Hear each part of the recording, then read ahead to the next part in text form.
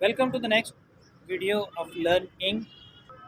इस वीडियो में हम मॉडल ऑक्सिलरीज के दो इम्पोर्टेंट वर्ड्स कैन और कुड का यूज़ आपको बताएंगे कि किस तरह से ये वर्ड्स डिफरेंट टोन्स को सेट करते हैं और डिफरेंट मूड्स को, इमोशंस को रिप्रेजेंट करते हैं। सबसे पहले तो ये देखें कि कैन जो है वो प्रेजेंट फॉर्म में यूज़ होता है और कुड उसकी पास्ट फॉर्म है, जिसको हम सेकेंड फॉर्म कहते हैं।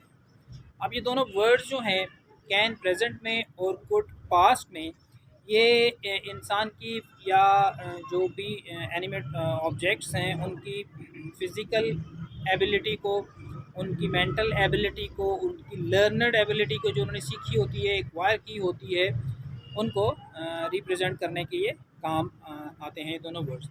फॉर एग्ज़ाम्पल मैं ये कहता हूँ कि आई कैन रन फास्ट। अब ये एक नेचुरल फिज़िकल एबिलिटी है, तो इसको हम कैन से रिप्रेजेंट कर सकते हैं। He can drive a car. अब इसका मतलब ये है कि ये एक लर्नड एबिलिटी है, जो एक्वायर की गई है एबिलिटी, सीखी गई है वो है, उसको भी हम कैन की मदद से शो कर सकते हैं। इसी तरह से जब हम कहते हैं कि she can think of a fast solution, तो अब ये जो है मेंटल एबिलिटी है, उसको भी हम कैन की मदद से शो कर सकते हैं। इसी तरह से जब हम कहते हैं कि my father could run fast when he was a boy, तो अब हम उस वक्त की बात कर रहे हैं, पास्ट की बात कर रहे हैं, जब मेरे वालिद जो हैं वो एक कम उम्र के थे, लड़के थे, तो तब वो बहुत तेज़ दौड़ सकते थे। तो हम यहाँ पे पास्ट को रिप्रेजेंट किया, पास्ट में ये एबिलिटी थी, तो हमने उसमें कुड यूज़ किया है। इसी तरह से हम कह सकते हैं कि he could ride a horse when he was 10 years old. ठीक है, जब वो 10 साल की उम्र का था तो वो एक हॉर्स कर सकता था, घोड़सवारी वो कर सकता था। तो इस तरह ये कुड जो है पास्ट टेंस में यूज करते हैं, कैन और कुड। एक तो एबिलिटी इस तरह जो आपको कॉम्बिनेशन बताया, उसको रिप्रेजेंट करते हैं कैन और कुड की फॉर्म में। फिर इसी तरह नेक्स्ट लेवल पे हम देखते हैं कि ऐसी चीज़ें जो पॉसिबल थी, ये जो पॉसिबल हैं, उनको भी हम कैन और कुड की फॉर्म में यूज़ कर सकते हैं। या जो चीज़ें पॉसिबल नहीं हैं, उनमें हम नॉट लगा के, कैन नॉट और कुड नॉट लगा के, उनको इम्पॉसिबिलिटी उनको शो कर सकते हैं। जैसे you can depend on that person, कि आपको कहा जा रहा है कि आप, ये पॉसिबल है कि आप उस पर्सन कर सकते हैं, उस पर भरोसा कर सकते हैं, ट्रस्ट कर सकते हैं।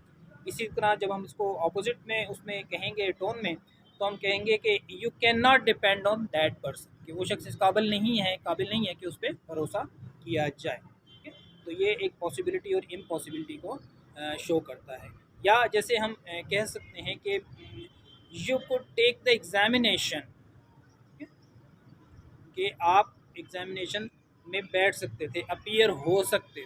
ठीक है, जहाँ पे हमने पास्ट की बात की, एक पास्ट पॉसिबिलिटी की बात की, तो हमने उसका पास्ट टेंस कुड यूज़ किया। इसी तरह से नेक्स्ट हम देखते हैं कैन और कुड जो हैं वो ऑफ़र के लिए, कोई सजेशन के लिए भी हम यूज़ करते हैं। कुड जो है वो ज़्यादा पोलाइट उसमें एक्सप्रेशन समझा जाता है, उसको उसके अंदर ज़्यादा सॉफ्टनेस का एलिमेंट उससे आ जाता है सेंटेंस के अंदर। फॉर एग्ज़ाम्पल अब कह सकते हैं कि you can borrow this book और you can take this book. ये आप एक तरह से परमिशन दे रहे हैं। If someone wants to take a book, तो आप उसको परमिट करें कि you can take this book, अगर वो लेना चाहता है वो बुक या कोई भी चीज़ वो लेना चाहता है।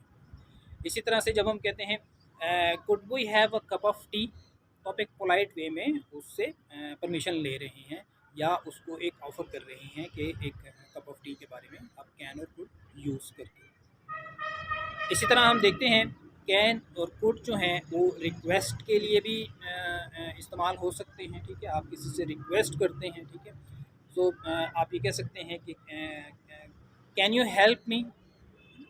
आप एक तरह से उसको रिक्वेस्ट करें can use. Could I join you for a walk, तो ये आप उससे रिक्वेस्टिंग वे में पूछ रहे हैं कि आप उसको वॉक में ज्वाइन कर सकते हैं। और कुड का मैंने बताया कि वो ज़्यादा पोलाइटनेस को शो करता है, ज़्यादा सॉफ्टनेस को शो करता है। इस तरह जो डायरेक्ट और इनडायरेक्ट नरेशन होती है, जब डायरेक्ट स्पीच से हम इनडायरेक्ट स्पीच में किसी करते हैं, नरेशन को कन्वर्ट करते हैं, तो उसमें कैन की जगह हम कुड यूज़ करते हैं अगर रिपोर्टिंग स्पीच, जो इन्वर्टेड कॉमा से पहले वाला पोर्शन है, कोटेशन मार्क से पहले वाला पोर्शन है जिसको हम रिपोर्टिंग स्पीच कहते हैं, वो पास्ट टेंस में है, तो with in the inverted commas जो पोर्शन है वो भी सारा उसका टेंस चेंज हो जाता है। तो उस सूरत में कैन को हम कुड में कन्वर्ट कर देते हैं। जैसे he said I can go with you, तो he said that he could go with him. इसमें इस तरह से कन्वर्जन है, उस मौके पर भी हम इनको कैन को कुड में कन्वर्ट कर सकते हैं। इसी तरह से जब प्रोहिबिशन होती है, जब आप मना करना चाहते हैं, किसी काम को करने की परमिशन नहीं होती, तो आप कैन या कुड यूज़ करते हैं। फॉर एग्ज़ाम्पल आप कहते हैं you can not cross the river, you can not cross the river from here, यहाँ से आप दरिया को अबूर नहीं कर सकते, इसकी ममानियत है, इसकी परमिशन नहीं है। You could not interfere in my affairs, ठीक है, ये आपको किसी को वार्निंग दे रहे हैं, किसी को खबरदार कर रहे हैं कि वो आपके मामला में इंटरफेयर ना करे, मुदाखलत ना करे, तो कैन और कुड आप उस सेंस में भी यूज़ कर सकते हैं। तो मॉडल एक्चुअलीज़ के नेक्स्ट वर्ड्स भी हम देखेंगे क्या क्या हैं और वो कहाँ कहाँ किस किस मौके पे यूज़ होते हैं। आपको मुझे उम्मीद है कि आपको ये कैन और कुड का यूज़ समझ आ गया होगा। Thank you for watching.